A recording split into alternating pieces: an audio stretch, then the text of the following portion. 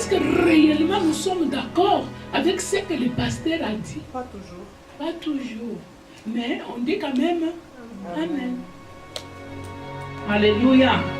Aujourd'hui, nous allons quand même apprendre ce mot Amen. Qu'est-ce que le mot Amen cache?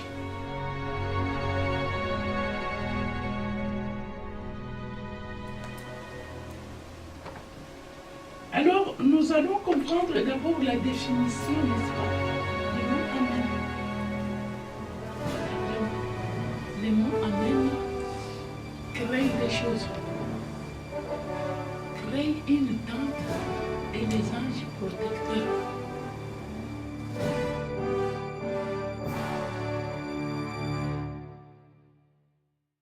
Et si aujourd'hui je suis ici, c'est parce que ce Dieu-là est avec moi. Alléluia. Bien-aimé, que le Seigneur vous bénisse. Vous bénisse encore. Alléluia. Nous allons aujourd'hui apprendre quelque chose. C'est un monde, je crois, c'est un monde habituel, quelque chose qu'on appelle à chaque moment. Mais bien sûr par les religieux, hein, les gens qui sont religieux. Nous sommes dans un thème que nous sommes en train d'évoluer avec ce thème-là. C'est l'épreuve et la foi. Alléluia. On a appris sur l'épreuve. On est maintenant dans la foi. On nous dit que la foi, c'est une confiance en soi. Mais qu'est-ce que cela veut dire, avoir une confiance en soi? Okay? Vous pouvez nous dire qu'est-ce que la foi? La foi, c'est la fidélité d'entrer dans le parcours que Dieu a tracé. Voilà. Ça marche aussi avec ce qu'on ne voit pas, ce qu'on connaît pas. Tu peux répéter? La foi, c'est la fidélité d'entrer dans le parcours que Dieu a tracé pour nous. Ça marche aussi avec ce qu'on ne connaît pas, ce qu'on ne voit pas. La foi, c'est quoi? La fidélité. La fidélité. Amen, amen. Amen. Mais qu'est-ce que la fidélité? Quelqu'un qui est fidèle, c'est celui qui tient et qui ne change pas. Qui a dit quelque chose, qui réalise. Qu'est-ce que la fidélité? Ce que je vous ai dit ici. Je pouvais venir commencer à vous bombarder. C'est pas ça. Qu'est-ce que la fidélité? On nous dit que la foi, c'est cette fidélité à entrer dans ce chemin tracé par Dieu. Quoique on ne le connaît pas.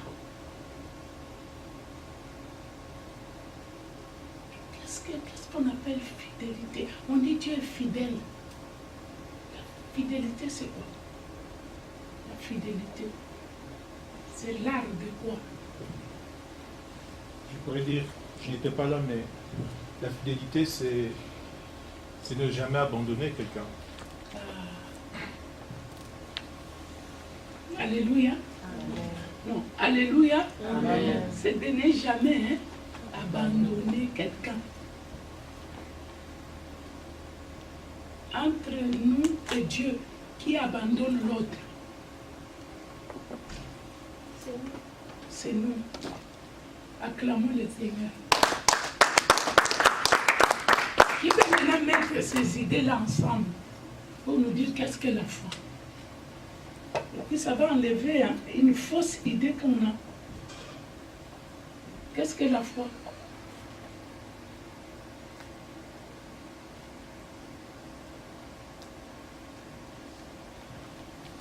D'après ce qu'on vient de voir, je peux dire que la foi, c'est savoir entrer dans le parcours que Dieu nous a donné en sachant qu'il ne va jamais nous abandonner. Il y a un élément qui manque. C'est très bien.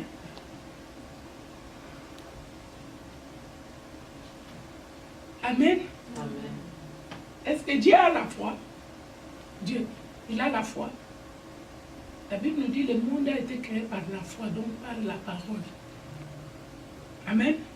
Donc Dieu a la foi. S'il n'avait pas la foi, il n'allait pas nous les donner. Parce qu'on dit que la foi vient de ce qu'on entend, n'est-ce pas? Donc, si nous avons la foi, nous avons eu la foi chez Dieu. Toute foi que tu peux avoir, tout émouna, vient de qui? De Dieu. Je vous avais dit, même les athées, même les démons, même ces arbres-là, même tout ce que vous voyez, il y a la foi là-dedans. La foi, c'est quoi? C'est la parole. C'est la parole qui a créé les arbres-là. La parole a créé tout ce que nous voyons, ce que nous ne voyons pas. Vrai ou faux? C'est pourquoi les arbres aussi ont des foi. Ils ont la foi en Dieu. La fidélité. De rester là où ils sont là. Même les montagnes, ils ont la foi. Même les animaux. Encore plus grave, même les démons. Alléluia. Quelqu'un me disait, oh non, les démons. Comment les démons? Mais c'est la parole de Dieu qui a dit non. Les démons, ils ont été aussi créés par Dieu, par la parole. Toute chose a été créée par la parole. Donc, même les démons aussi ont la foi. Et je vous ai dit, quelle est la différence maintenant? Avoir la foi. Pas comme la foi des démons. C'est quoi? La différence, avoir la foi, pas comme la foi des démons. C'est quoi? Qui peut nous aider? C'est l'action. C'est l'action. La Bible nous dit, tu dis que tu as la foi. Montre-nous tes œuvres. Ce n'est pas les œuvres comme telles, ce sont les actions. Quand tu dis que tu as pardonné, on va voir les actions du pardon, non? Fais ça. On se trompe. Aujourd'hui, nous aurons seulement un seul verset. Nous allons lire dans le livre d'Apocalypse, chapitre 3, le verset 14.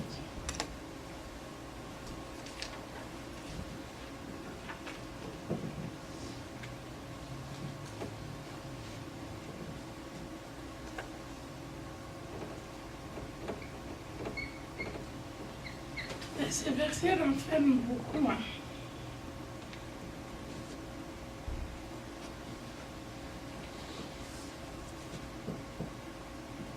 Nous pouvons nous lever. Nous allons lire.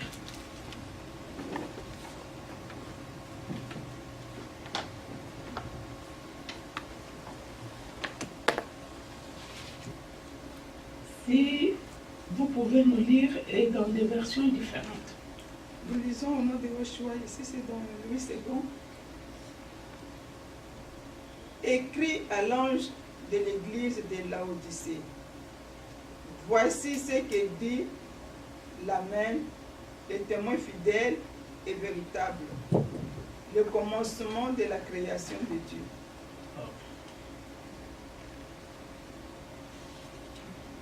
Amen.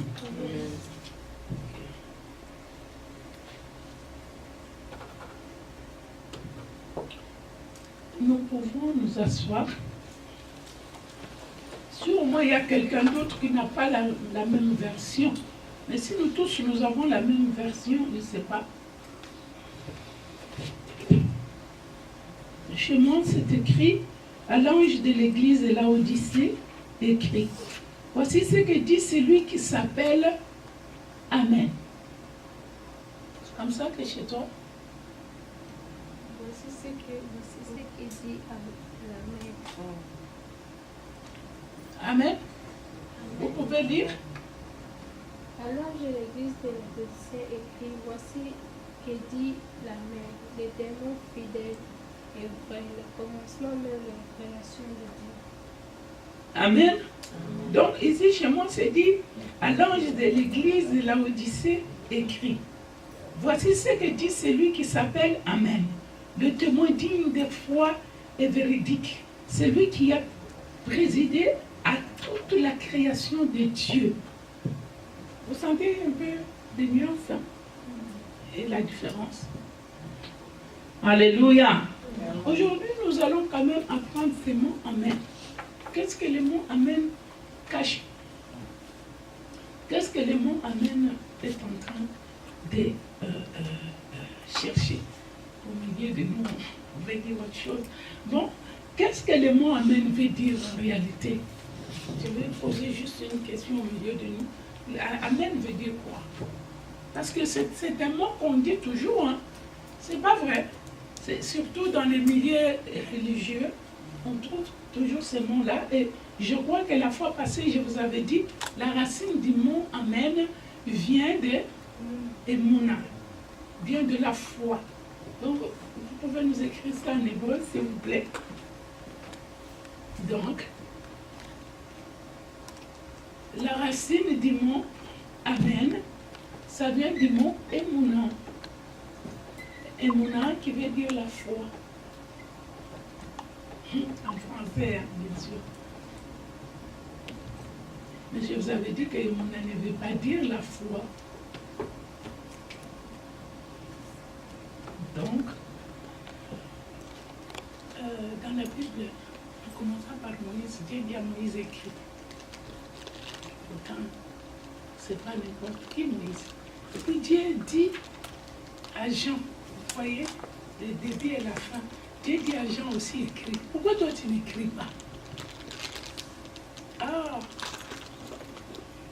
tu les bobines. Mais je t'ai dit écrit, ça va te faire quelque chose en écrivant les lettres là. Amen. Si tu n'as pas le moyen d'écrire, il y a la technologie qui est poussée, n'est-ce pas? Fais quoi? Enregistre. Ça va te faire du bien. Amen. Voilà.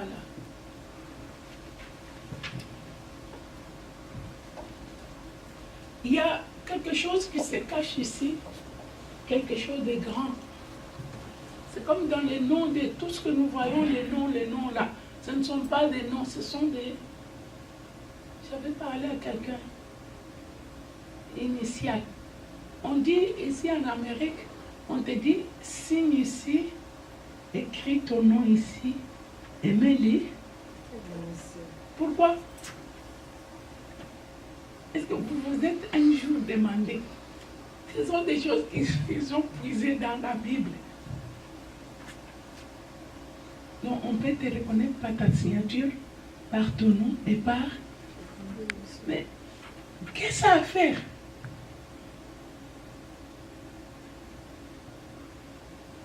C'est comme le nom d'Aaron. Les gens disent Aaron, c'est pas son nom.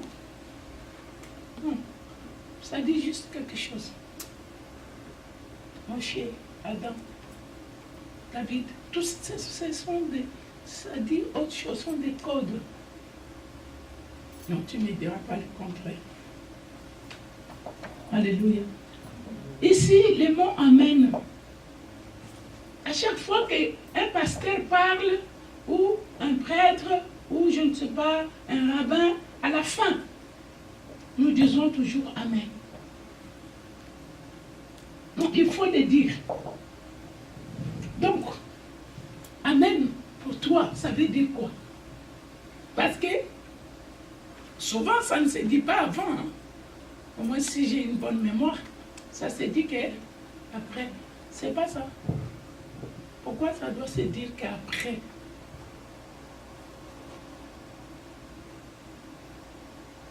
Tu peux nous aider? Oui.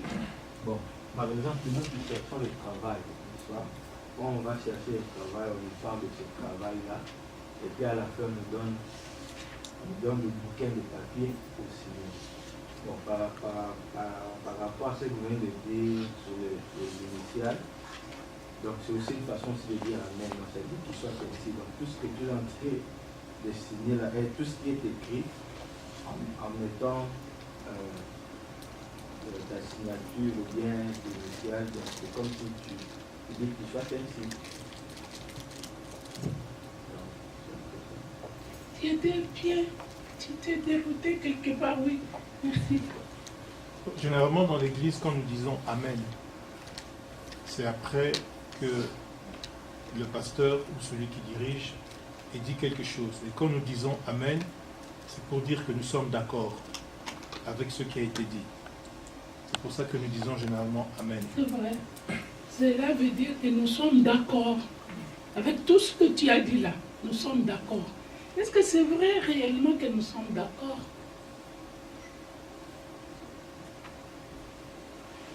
Alléluia. Est-ce que quelqu'un peut parler comme tu as fait comme ça, Maman Tal?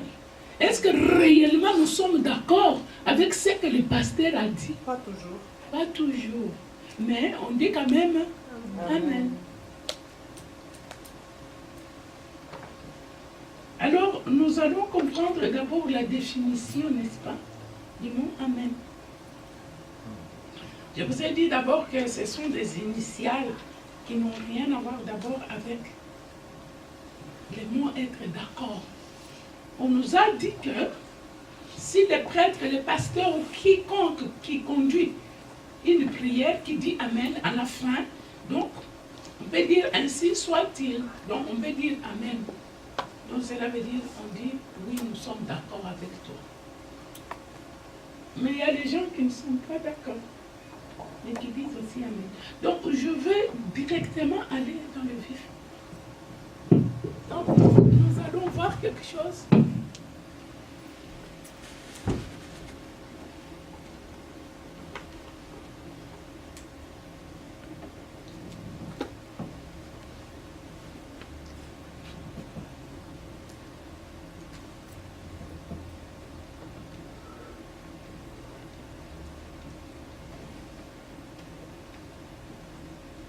Amen. Hey. Amen. Amen. Donc en réalité, ça s'écrit comme ça. Je vais écrire quand même en hébreu. Ça c'est A. Et je vais l'écrire. Ça c'est en français, non? Ça n'a rien, ça ne dit rien. Amen. Je vais écrire. Ça, c'est les M que nous appelons même. En hébreu, même.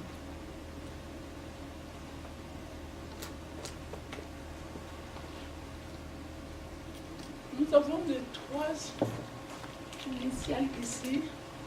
A, M et N. Amen. Ça,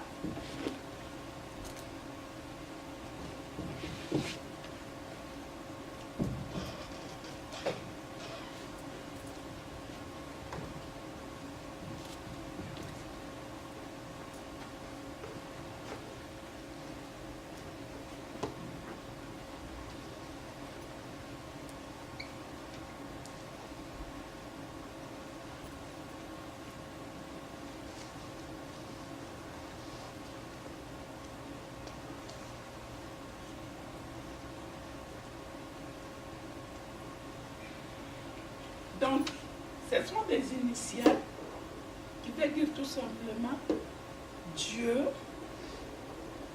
est roi ou maître. Il faut mettre notre confiance, notre fidélité.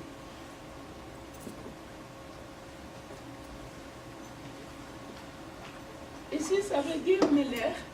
Ici, ça veut dire Néhéman. Néhéman qui veut dire confiance. Ici, ça représente elle. Elle qui veut dire Dieu. Je vous avais dit qu'en hébreu, il n'y a pas de... On ne prononce pas la lettre A. Pourquoi? Parce que ça représente Dieu. Parce que Dieu est un. Amen. Amen. Donc Dieu est un. Et tout ce qui a la valeur numérique 1 n'est pas prononcé parce que ça représente Dieu. Dans la lettre ici, A, regardez bien. Vous voyez qu'il y a combien de lettres ici? Il y a 3 lettres. Il y a les I qui regardent en haut, les I qui regardent en bas. Il y a les Vav. Donc, ce que nous appelons le W qui est là. Amen. Donc, quand vous lisez la Bible en hébreu, vous allez trouver cette lettre toujours au devant d'une phrase. On ne la lit pas. C'est par là où on appelle Adonai, parce qu'on ne peut pas lire cette lettre-là. Adonai qui veut dire quoi? Seigneur. Le Seigneur, ce n'est pas le nom de Dieu. C'est un habillement. On l'a habillé comme ça. Mais son nom est là, caché. Alléluia. Donc ici, la lettre A, chez nous, en français, ça ne dit absolument rien. C'est A, comme ça.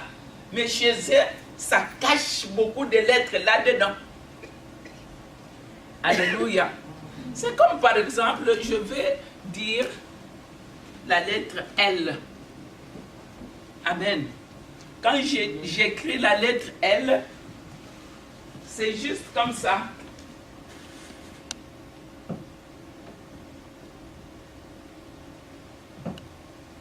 La lettre L. Mais elle renferme combien de lettres? 2 lettres. Amen. Combien de lettres elle renferme? 2. Mais quand je la lis, elle reste en moi une seule lettre. Donc, dans le nom de Dieu, il n'y a pas seulement ce que tu vois en écriture. Il y a des choses qui sont cachées même dans les lettres même.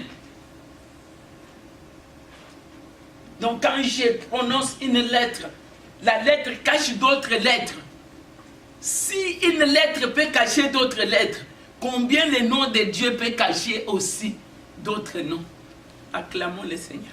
C'est pourquoi il y a ceux qui l'appellent Nzambi, Mukulu, ceux qui l'appellent ceci. Tous ces noms-là, c'est toujours dans les noms, dans les 4 lettres que nous avons, les Y, H, W, H. Dans les 4 lettres-là, nous avons plusieurs noms de Dieu. Alléluia. Parce que, comme je vous ai montré, je peux écrire L. On me dit, écris la lettre L. Si moi, je ne connais pas, en réalité, je vais écrire E, L. Mais la lettre L ne s'écrit pas comme ça. Ça s'écrit seulement L. Alléluia. Donc c'est ça. Est-ce qu'on peut avancer? Amen.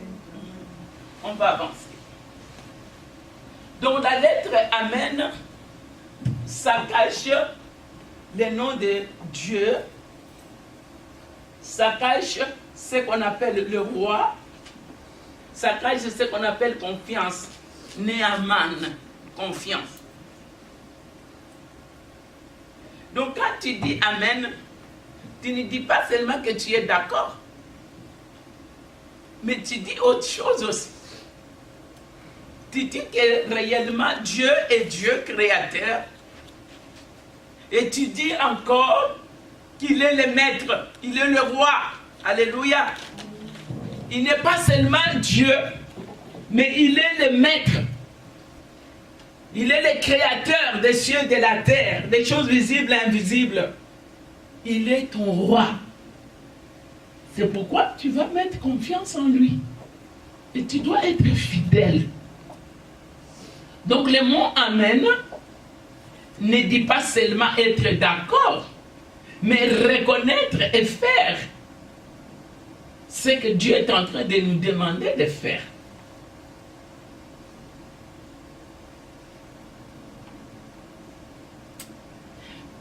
Le mot Amen, c'est accepter. Je peux être d'accord avec toi, mais je n'accepte pas. Qui peut nous montrer? Je suis d'accord avec toi, mais je n'accepte pas.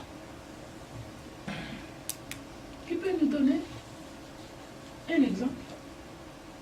Je suis d'accord avec toi, mais je n'accepte pas ce que tu dis. Tu vas me dire, mais non, si je suis d'accord avec toi, cela veut dire j'ai accepté, non. Tu peux être d'accord avec moi, mais tu n'as pas accepté. Oui, papa. For example, I can speak in English.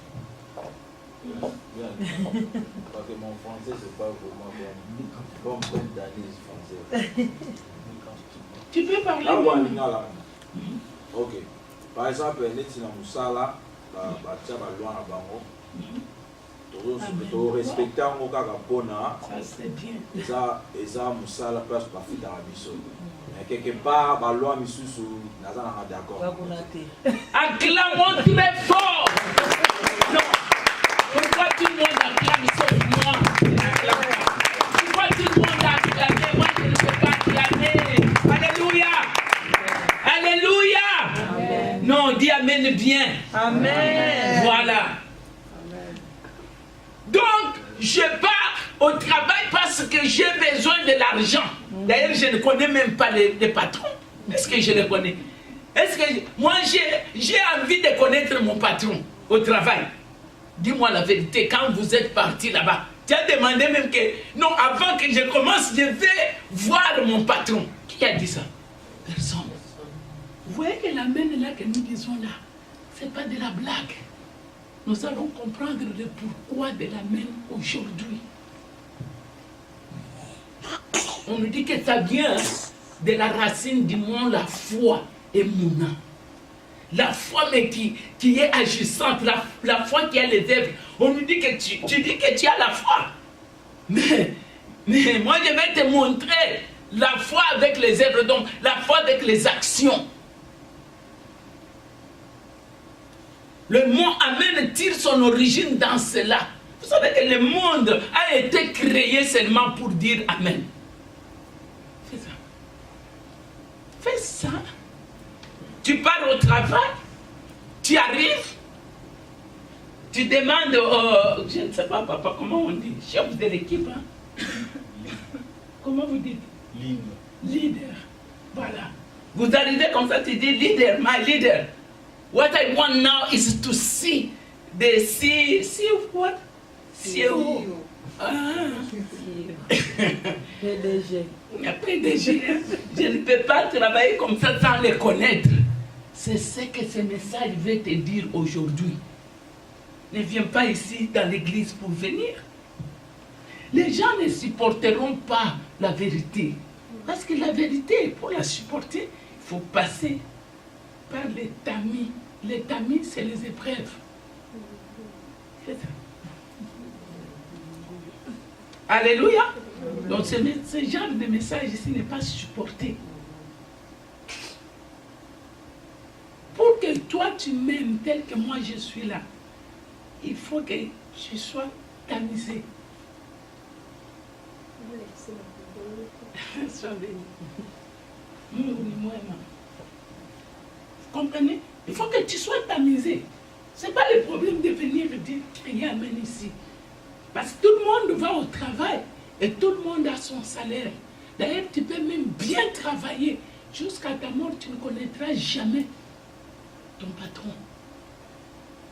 Et en plus, pas seulement de connaître, mais il y a beaucoup de règlements de l'ordre intérieur que tu ignores, que tu ne connais pas. Les jours où tu vas aller à l'encontre de ça, on te dit, madame, monsieur, on sait que tu travailles très très bien ici, mais tu n'as pas su savoir que tu dois partir. Les gens commencent à dire, c'est pas possible. Mais cette femme, cet homme, il a fait au moins 40 ans. Il lui reste qu'une semaine pour avoir quoi? Encore? Encore? Tu as dit quoi? En français. On te chasse. Ah, les gens commencent à dire non, ça, cette société est mauvaise. Donc, ils ont su que, parce que si quelqu'un prend l'héritage ou bien, quoi? Pension, dans la société, il a beaucoup d'argent.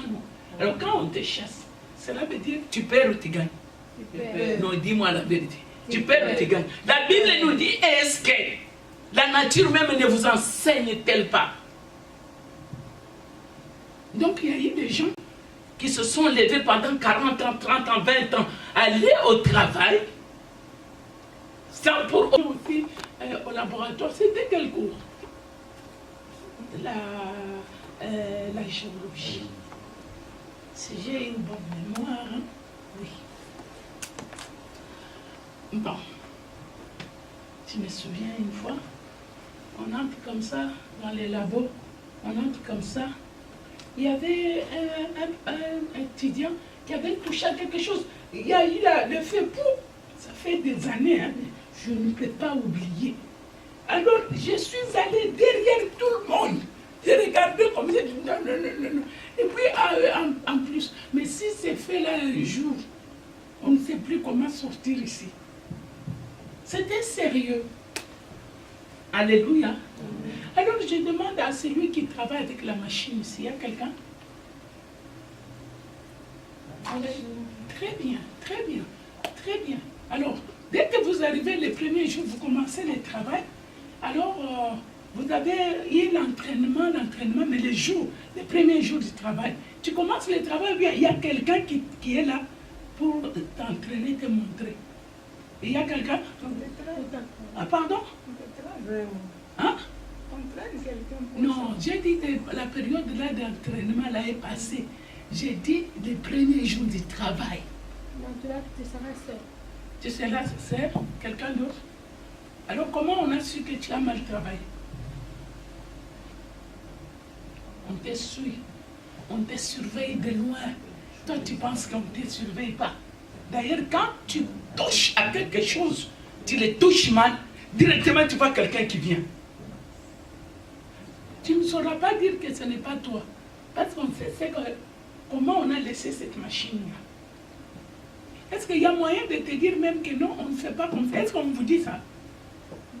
Au travail, je parle. Si tu fais l'entraînement, si tu fais l'entraînement et puis on vous montre la vidéo,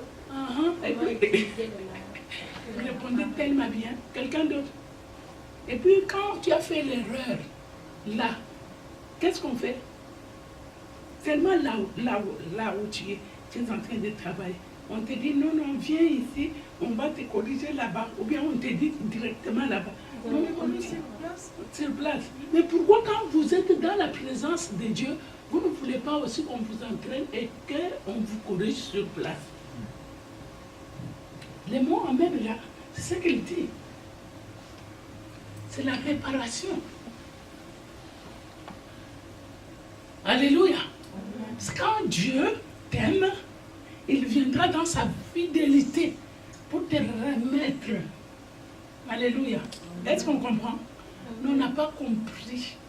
Parce que Dieu ne va pas chercher la place où toi tu dois dire Amen. Dieu vient là où tu es. C'est vrai? Amen.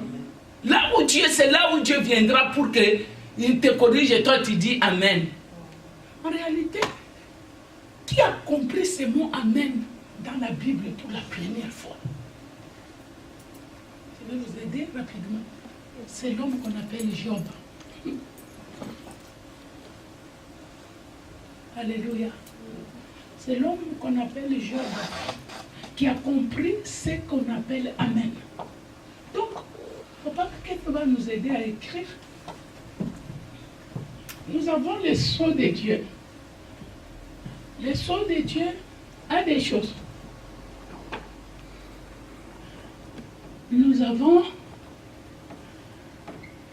les mots émettre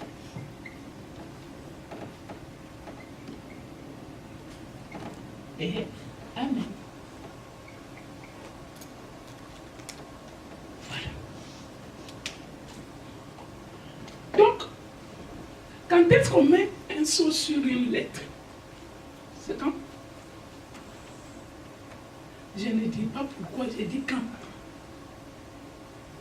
Quand est-ce qu'on met un sceau sur une lettre? Quand on n'a rien à ajouter. Ce n'est pas quand on a fini. On peut continuer. Mais quand on n'a rien à ajouter à ce que j'ai écrit, je mets le sceau. Ce sceau-là est appelé Amen, ou ce sceau-là est appelé vérité. Donc quand Dieu a créé le monde, il a vu qu'il n'y avait plus autre chose à ajouter. Il a mis Amen et il a mis vérité. Est-ce qu'on est en train de bien évoluer? On évolue bien? Oui, je veux que vous compreniez. Nous venons de lire l'Apocalypse chapitre 3, verset 14. Il a dit quelque chose de caché. Il a dit ceci. À l'ange de l'église de Laodicée, écrit, voici ce que dit celui qui s'appelle Amen. Amen, ce n'est plus un sot, mais ça devient une personne. Alléluia. Ouf. Pourquoi on dit celui qui s'appelle Amen? On pouvait dire celui qu'on appelle Amen. Vous voyez, je vous ai dit qu'il y a des nuances, non? Dans les Bibles là. Il y a la Bible où on a dit celui qu'on appelle Amen. Non, non, non. Celui qui s'appelle lui-même, il connaît son nom. Toi et moi, on nous a donné des noms. Dites la vérité. Et dites Amen. Amen. N'est-ce pas le nom que tu as là? Tu portes. Quelqu'un t'a donné, non? Est-ce que tu t'es donné un nom? Non. Tu as trouvé, on t'a renfermé dans une, comment on dit, une identité. On t'a renfermé dans une destinée. Mais lui, la Bible nous dit, il s'appelle lui-même. On n'a pas dit qu'on l'appelle. Il s'appelle lui-même comment? Il s'appelle lui-même Amen. Comment il peut s'appeler Amen? Et la Bible nous dit, je vais ajouter, les témoins dignes de foi. Est-ce que vous avez vu ça? Les témoins dignes de quoi? De Emouna. Lui peut témoigner qu'est-ce qu'est la foi. C'est ça. Ouh! Alléluia. Lui, il peut témoigner. Il peut témoigner qu'est-ce qu'est la foi. Parce que son nom, c'est qui? C'est Amen. Wow. Si vous regardez, c'est comme si on est en train de tournoyer sur le même nom. Parce que Emouna, la foi, vient de la racine de ce qu'on appelle quoi? Amen. Et Amen vient de la foi, d'Emouna. Donc il dit que celui qui s'appelle Amen, il est digne de témoigner la foi. Et la foi quoi? Véritable. Ouh! Donc il y a une foi qui n'est pas véritable. Je vous avais dit la foi parce qu'il y a la foi des démons. Vous savez, il y a des gens qui arrivent dans l'église, hein, quand vous les regardez, ce sont des rebelles.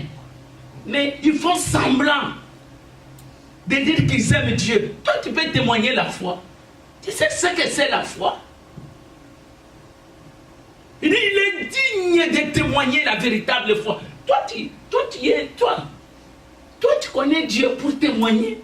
On dit qu'il était au début de toute la création. Il connaît toutes choses. Ah, ça me dépasse. Ce sont des choses que je lisais avant, je ne comprenais même pas. Le témoin digne de foi est véritable. C'est lui qui a présidé. Papa, quand on dit que présidence, présider, c'est quoi? On dit, ah, la personne là préside. Comme dans l'église, on dit, toi, tu vas présider aujourd'hui. Présider, c'est quoi? Diriger. Il a dirigé quoi? La création. Il a dirigé la création. Donc, il a dit que le Congo soit ici, le Rwanda ici, l'Ouganda là-bas, ici, et là-bas le Congo, Brazzaville, l'eau entre les deux, à l'est des montagnes, la savane au milieu. C'est lui-là qui a dirigé toutes choses. Donc il n'y a pas quelque chose que tu peux dire à cet homme-là qui s'appelle Amen. Pourquoi? Parce qu'il connaît Dieu, il le connaît qu'il est roi, il le connaît dans toute sa fidélité. Il dit, il est témoin fidèle de ces choses-là, de l'action même de Dieu. Non, ce n'est pas de la blague. Quand quelqu'un dit Amen, on avance d'abord, on avance.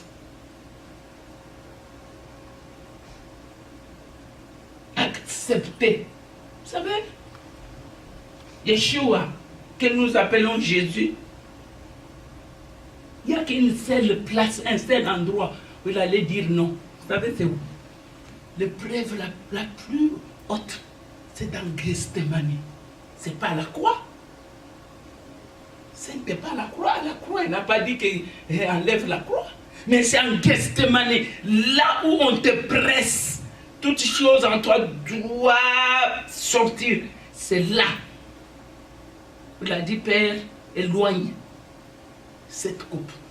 Ma question, vous croyez qu'avant que Jésus, Yeshua descende ici sur la terre, il ne savait pas ce qu'il venait faire? La Bible nous dit qu'il savait.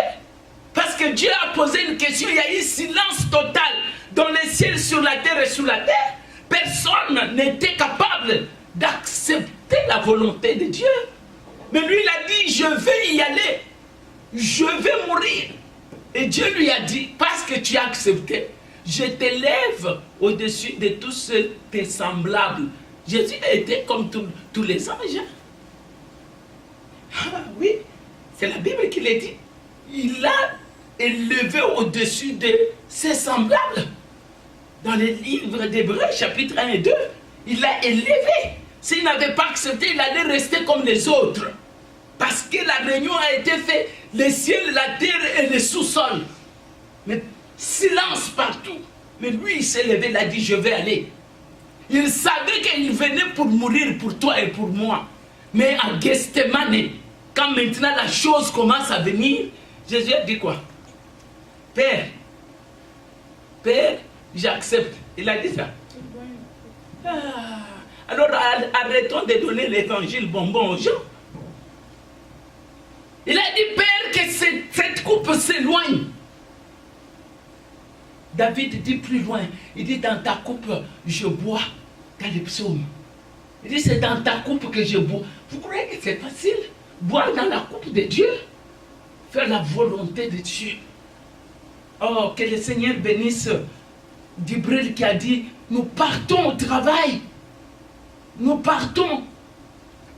Parfois, nous ne sommes pas d'accord avec toutes ces lois-là. Mais parce qu'on est contraint. On doit payer les billes de la maison. On doit payer les billes de l'électricité, de l'eau. On doit faire ceci, on doit manger. On est contraint d'y aller. Mais on n'est pas. Parfois, on n'est même pas d'accord. Parfois, on est d'accord, mais on n'accepte pas. Alléluia. Vous pouvez sentir dans ma voix, peut-être c'est pas toi, peut-être c'est moi. Peut-être c'est pas. Ne viens pas ici nous faire des leçons. Parce que le faiseur des leçons, il est là, Dieu. Quand il commence à faire une leçon à une famille, je te dis, hein, ça ne sera pas bon. Quand Dieu veut te faire une leçon, ça ne sera pas bon. Nos églises vont se vider si réellement Dieu va faire ce qu'il a à faire avec nous. Parce que dans Gethsemane, la Bible nous dit, tout le monde a fui. Tout le monde. Même celui qui avait dit, moi je mourrai avec toi, j'irai avec toi. Vous connaissez son nom? C'est Pierre. Il a dit, tout le monde peut partir, mais moi je resterai. Mais à Gethsemane, la Bible nous dit qu'il est resté seul. Tu resteras seul parce que c'est toi que Dieu aime. Tu resteras seul parce que c'est toi que Dieu veut élever.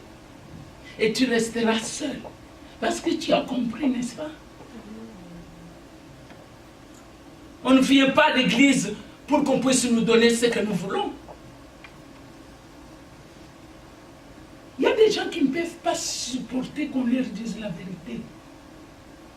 Jamais. Viens à l'église comme tu veux, chante comme tu veux, danse comme tu veux, enseigne comme tu veux. Mais si un jour Dieu me dit non, non, aujourd'hui tu laisses les micros, vous tous là, par terre, cherchez ma face dans une autre phase. Non, comme moi j'ai déjà préparé mon sermon, je dois seulement donner ça.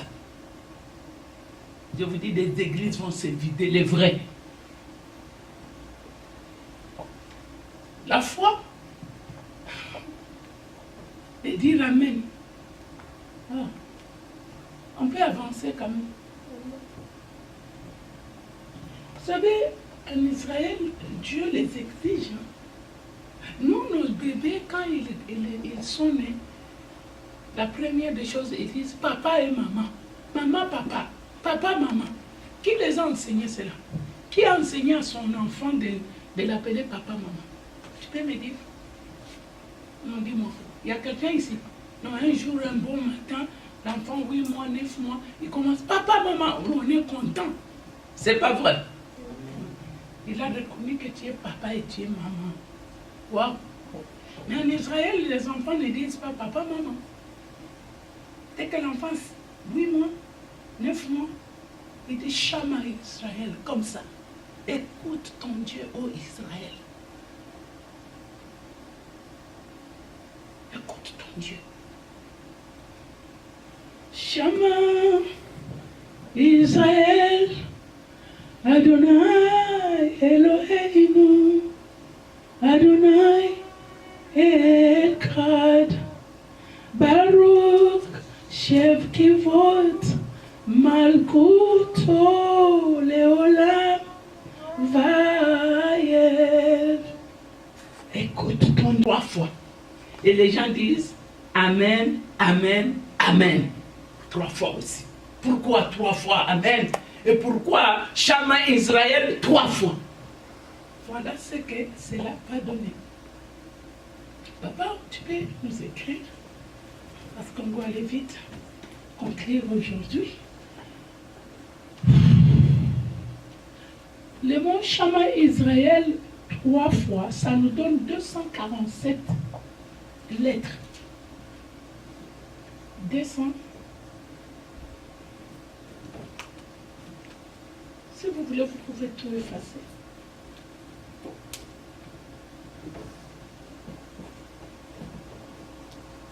Merci beaucoup.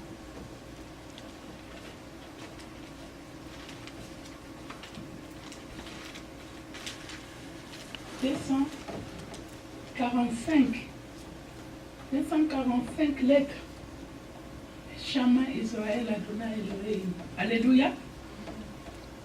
245 lettres. Et quand maintenant on dit Amen, Amen, Amen 3 fois, ça va nous donner 248 lettres. C'est quoi en réalité les 248 lettres? Alléluia.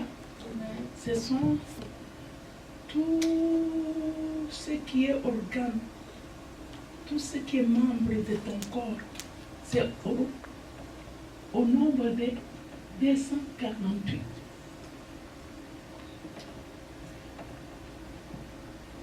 On dit toujours Amen. Amen. Amen. On a dit que, on dit parfois Amen, c'est pour que nous puissions être d'accord. Mais j'ai aimé cette réponse-là. Parfois Amen, c'est pas totalement d'accord. Hein. Je ne suis pas d'accord et puis c'est tout. En réalité, qu'est-ce qui se passe? Pourquoi les membres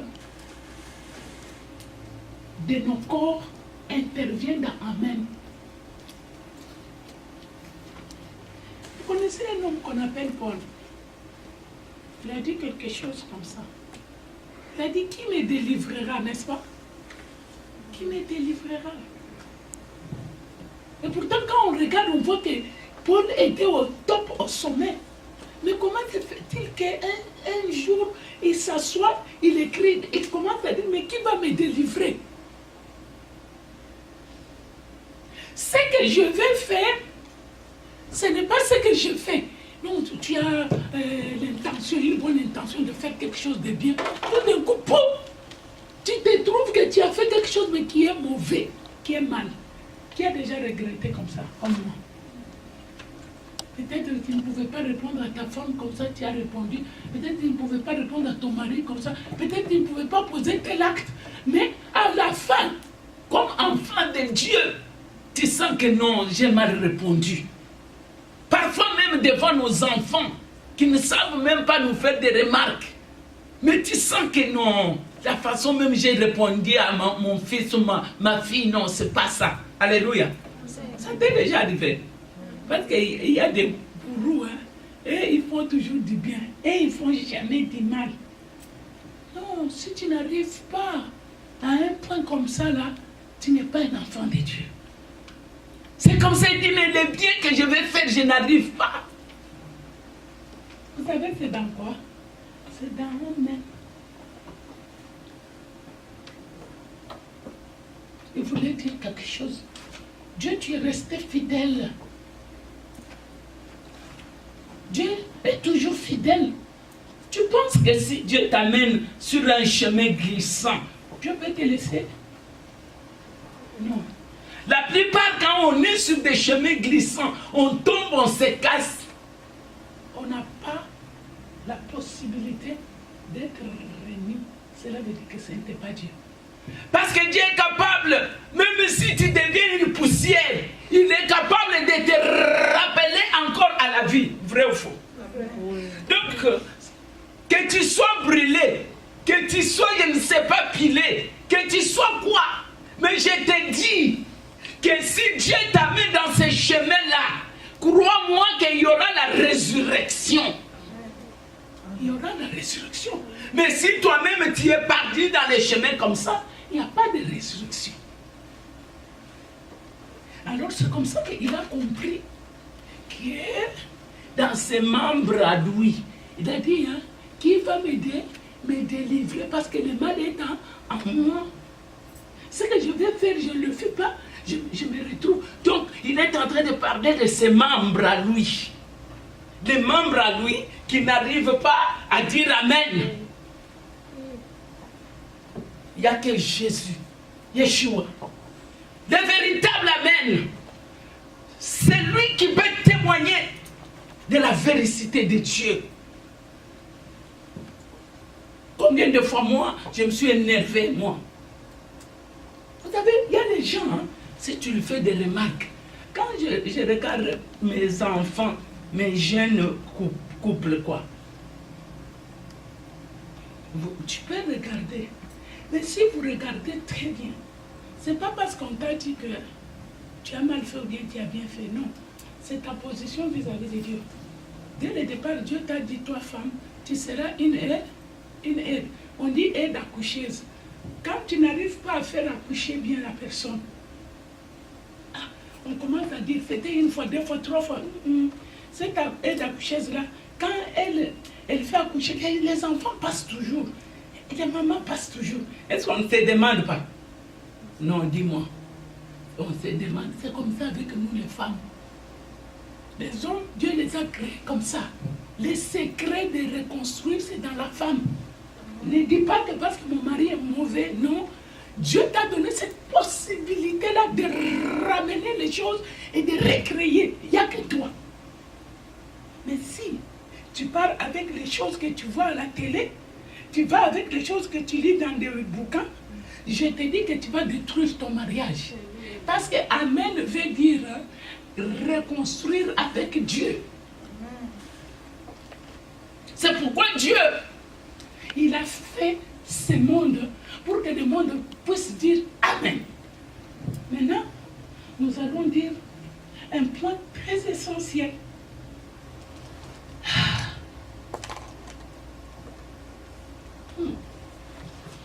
On va dire un point très essentiel dans Amen. Comment vous appelez une colle en anglais, une colle? La colle qu'on colle pour mettre des choses ensemble. On appelle comment? Les glue. Les glue. Je ne vais pas entrer là-dedans beaucoup. Hein. C'était mon emprunté en hébreu. Je ne veux pas trop entrer. On n'a pas le temps. Amen, c'est une colle. On dit colle, une colle. Voilà, c'est une colle. Amen. Amen, c'est une colle.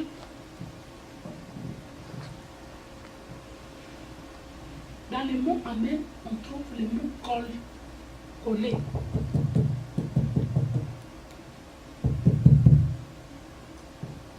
est-ce qu'on peut coller quelque chose? Coller. C'est quand papa, quand il y a un brisement. Amen. Quand il y a un brisement. Maintenant, quand est-ce que ce monde-là a été donné à l'homme? C'est quand Satan est venu vers la femme. Il lui a dit que... Est-ce que réellement Dieu a dit? Directement, la femme a eu des doutes. Il a dit que nous allons manger tous les fruits. Non, Dieu a dit de l'arbre. Bon, vous allez me dire, est-ce qu'il y a la différence entre l'arbre et les fruits? Vraiment. Allons plus loin. Qu'est-ce qui s'est passé? Le nom de Dieu ce jour-là était divisé. Si vous lisez dans le livre d'Exode et de Nombres, vous allez entendre quelque chose que Dieu est en train de dire à Moïse. Il a dit, écris ces choses. Car le trône de Dieu a été touché. Il y aura la guerre de génération en génération entre Amalek et qui? Et Dieu. Donc chaque génération, comme nous sommes là, il y a une guerre entre Dieu et qui? Et Amalek. Pourquoi? Parce que le trône de Dieu a été touché. Qu'est-ce qui s'est passé dans cette guerre-là? C'est une guerre que toi, tu peux voir la guerre maintenant dans votre famille, mais la guerre a commencé depuis longtemps. Dis longtemps. Mais ça va peut-être se propager chez toi. Maintenant, pendant cette guerre-là, les 2 lettres de Dieu sont tombées par terre.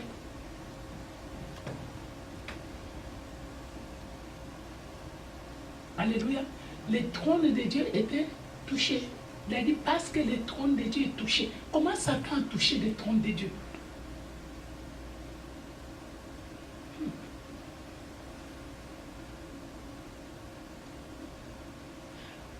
Effectivement, les gens disent que Jésus est venu pour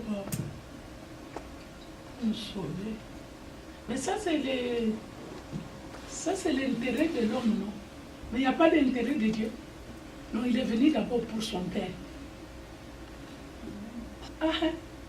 Il est venu d'abord pour retrouver ce qui était perdu. Les 2 noms, les 2 lettres. C'est quelle lettre? W et H.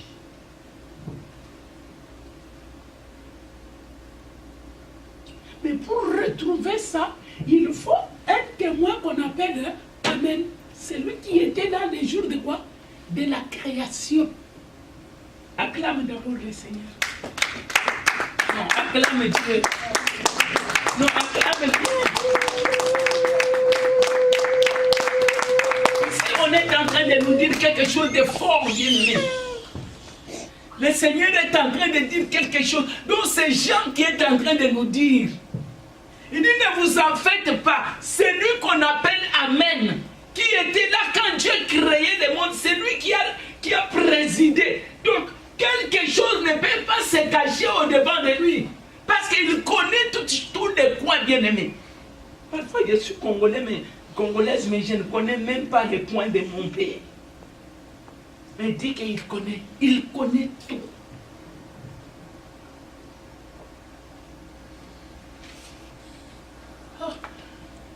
Oh.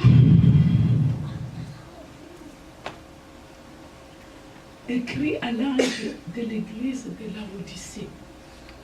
Qu'est-ce que vous comprenez? Qui comprend quelque chose?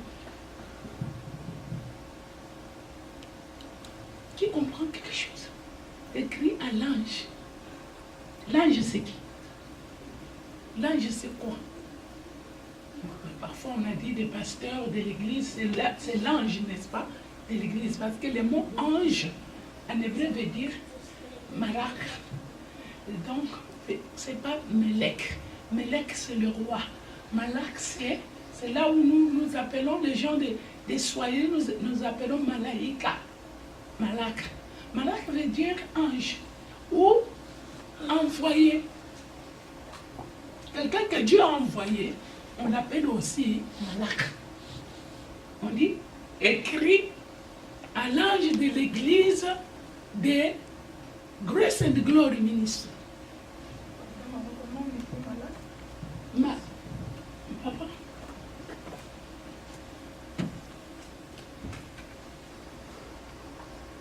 M-A-C.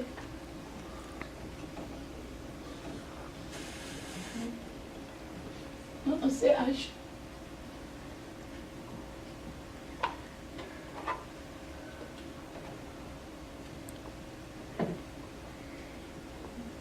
Voilà.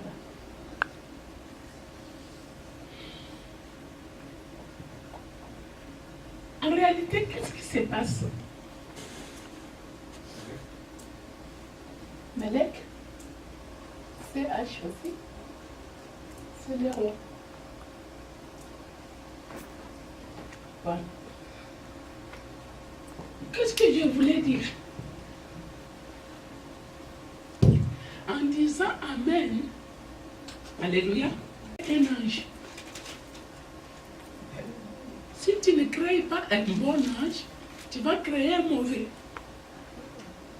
C'est pourquoi en disant, oh maman que c'est un bénisse, c'est pourquoi en disant Amen, on ne le dit pas comme tout le monde.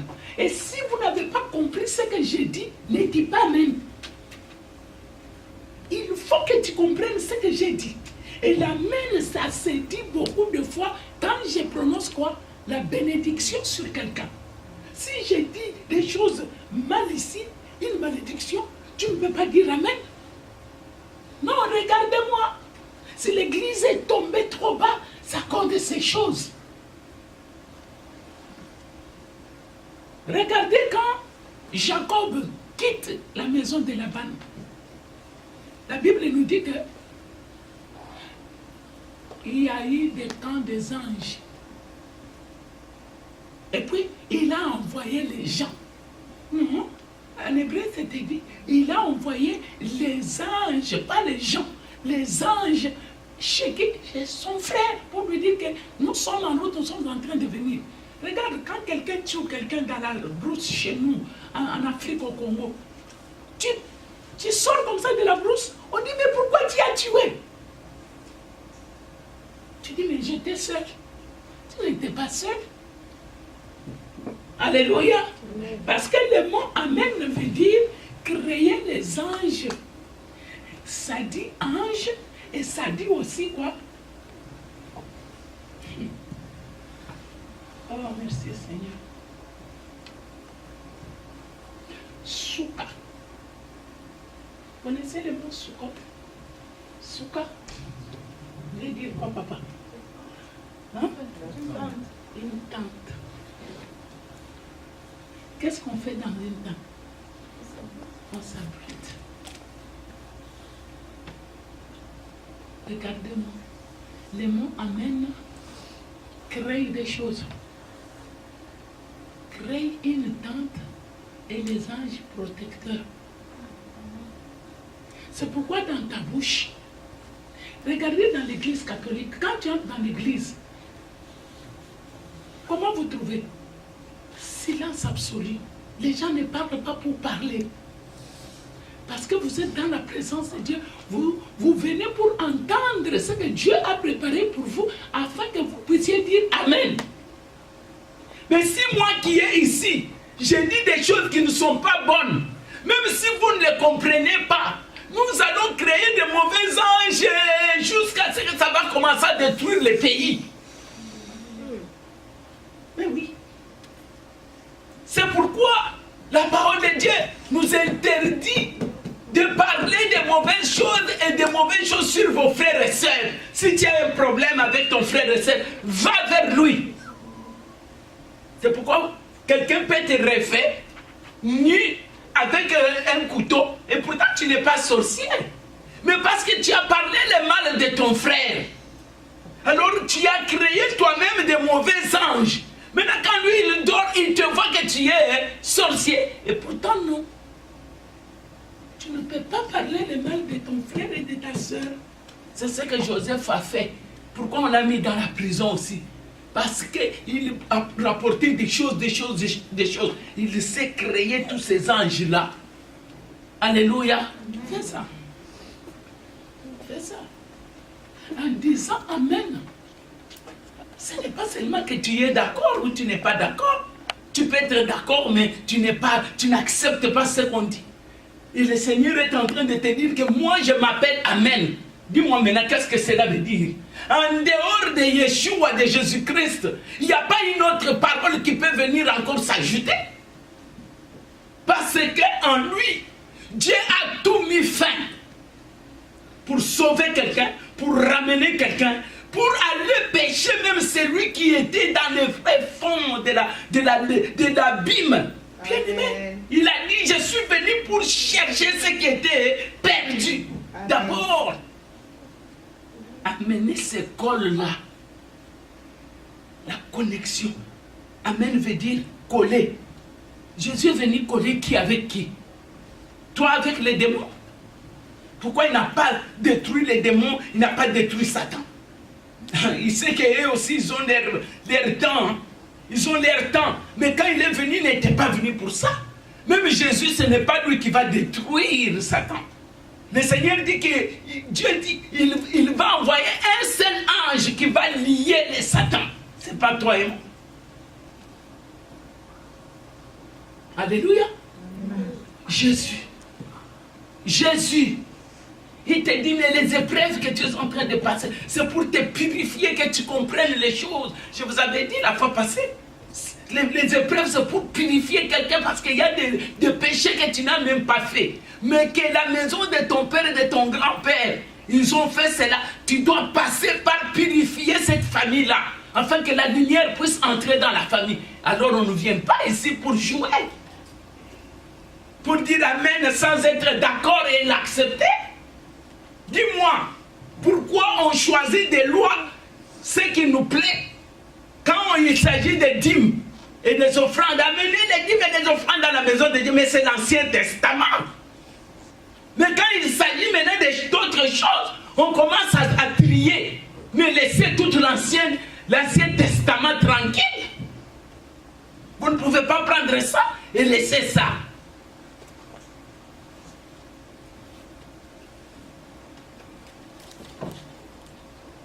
Alléluia. Je vous ai dit non.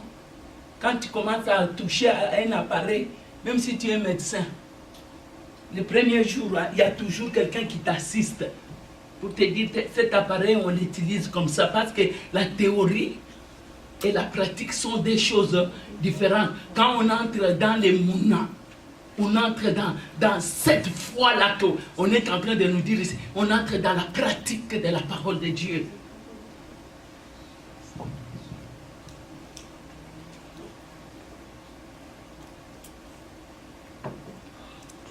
Alléluia.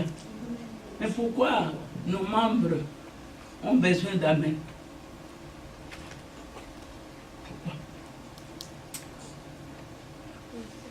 Pourquoi Dieu dit que c'est pour te créer une tente? La tente, c'est quoi? En réalité, quand on parle de la tente, c'est quoi? La tente, c'est quoi? Parce que ces mots-là, c'est l'Église qui a fabriqué sa gloire à Dieu. Mais ça vient de l'Ancien Testament. Dieu a dit à Moïse, tu vas leur parler de ces choses et eux, ils diront Amen. Maintenant, je vous demande, et moi qui prêche, et vous qui dites Amen, qui est le plus grand? C'est celui qui dit Amen. Mais moi, tu vas me respecter parce que je t'ai aidé à arriver à dire Amen.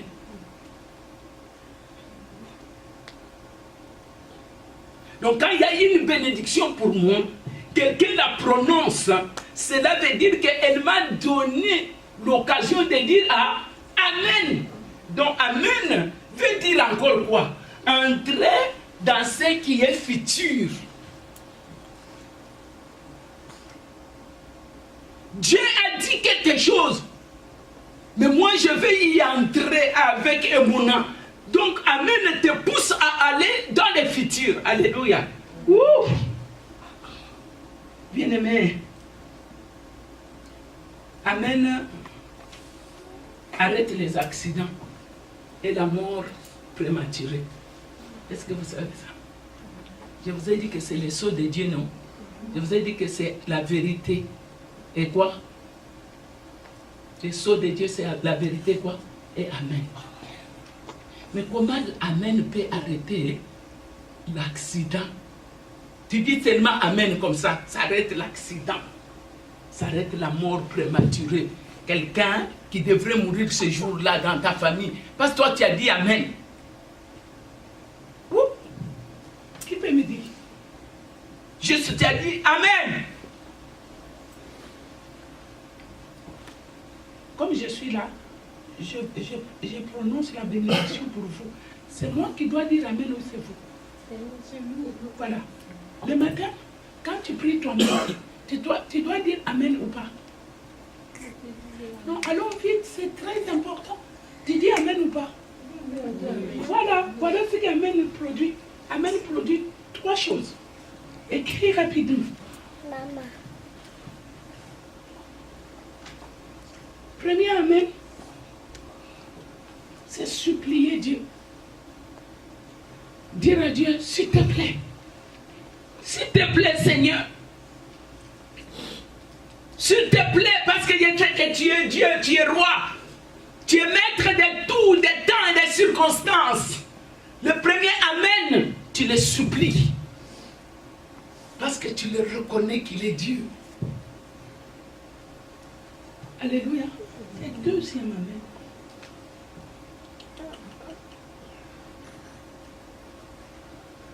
Tu dis que tout ce que Dieu dit est la vérité.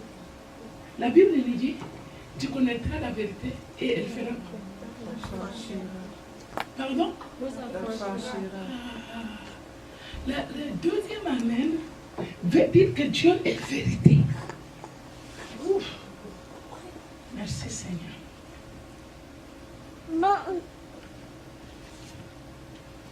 Le troisième Amen dit que Dieu est fidèle. Tu le supplies, il est vérité et il est fidèle. Alléluia. Maintenant, le matin, quand tu pries, tu es seul. Tu peux dire Amen ou pas? Pourquoi tu peux dire Amen? Parce qu'il est fidèle, il était avec toi. Non, parce que tu l'as supplié. Tu lui as dit, s'il te plaît, parce que tu le connais. Tu le connais comme roi. Tu le connais comme roi. On dit, il est le maître de quoi?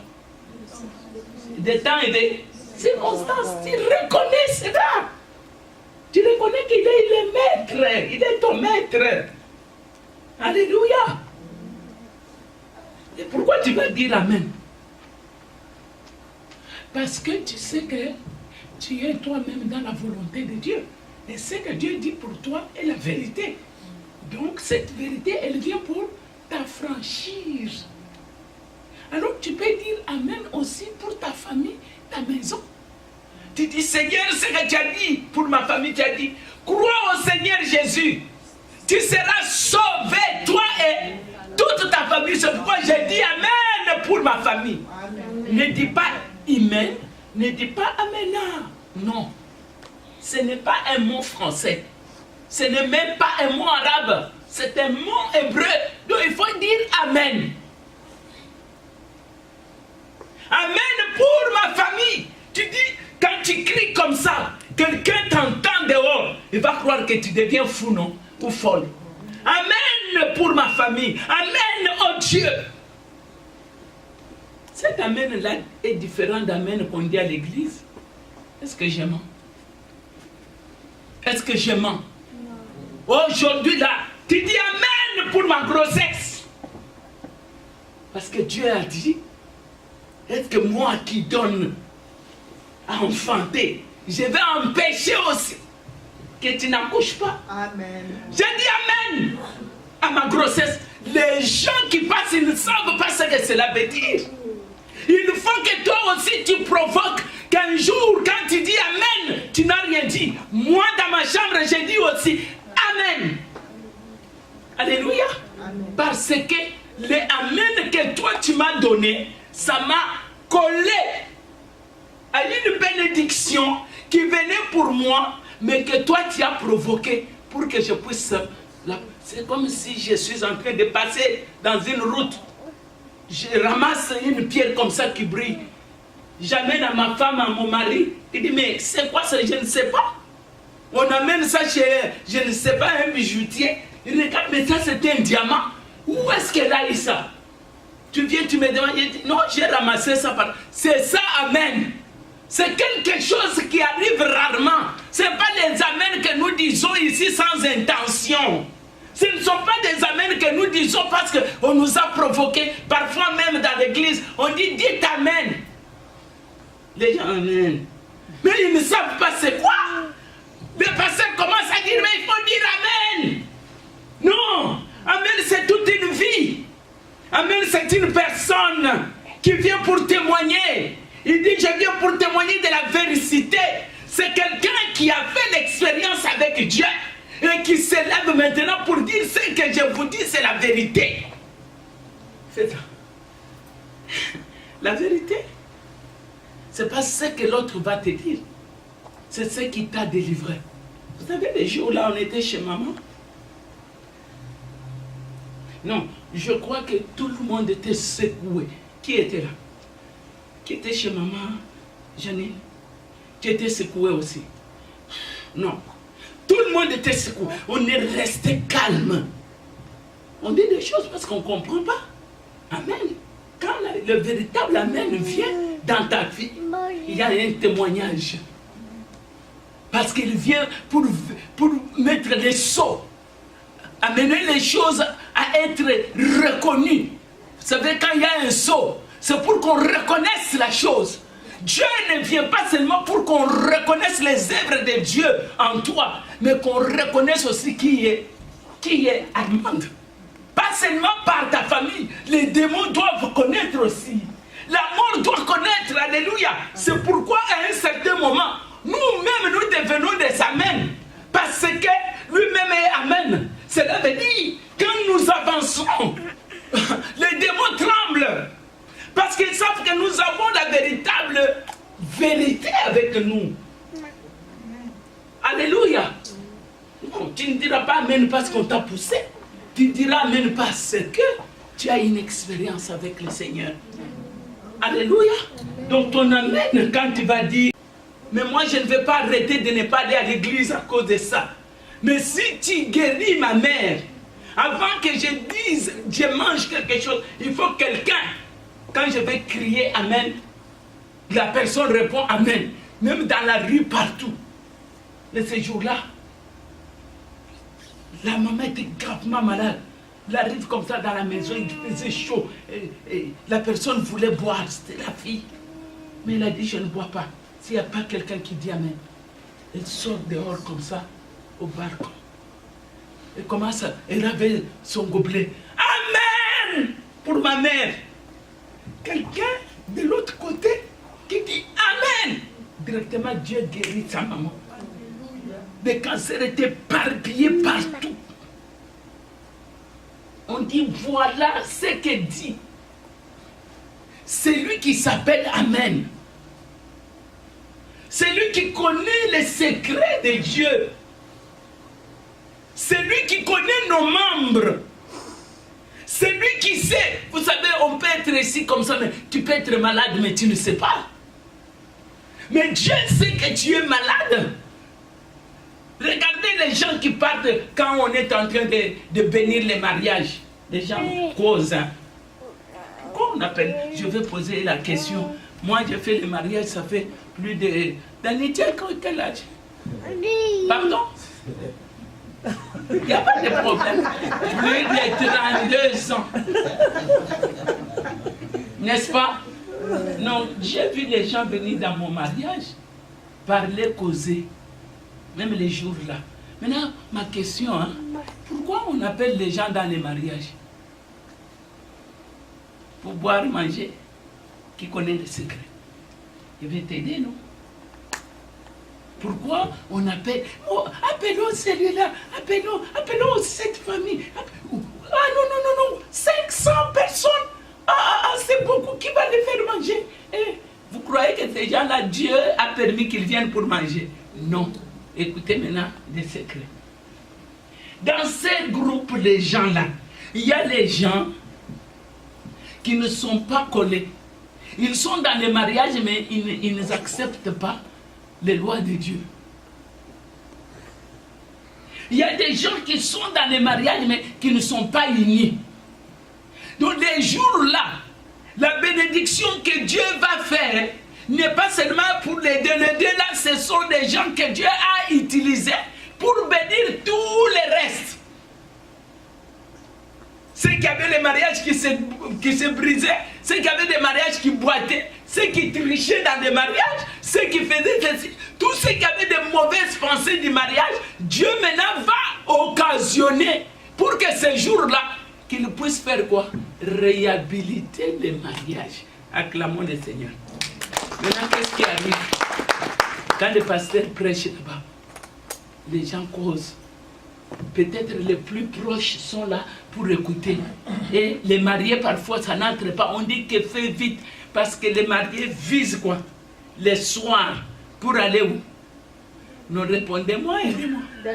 Armand, sois béni. Donc, tout le monde est animé. C'est pasteur ici. Il ne voit pas que c'est... Mais tout ce qu'il dit là, on connaît. Non, on va répéter les mêmes choses. On ne connaît pas. On ne connaît pas. Pourquoi ils sont là? C'est quand on va prononcer maintenant, je vous bénis. Non, on ne bénit pas ces gens ici. On bénit les restes.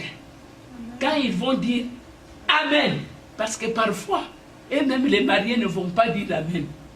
Parce qu'ils ne savent pas c'est quoi. Parfois, le pasteur commence à dire Amen. Il regarde les mariés. Amen. La fille. Amen. Alléluia. Amen. Donc, ils n'ont pas dit Amen. Donc, Amen veut dire, ils vont entrer dans leur futur, non? Dans leur avenir, n'est-ce pas? N'est-ce pas, n'est-ce pas? Mais ils n'ont pas dit Amen.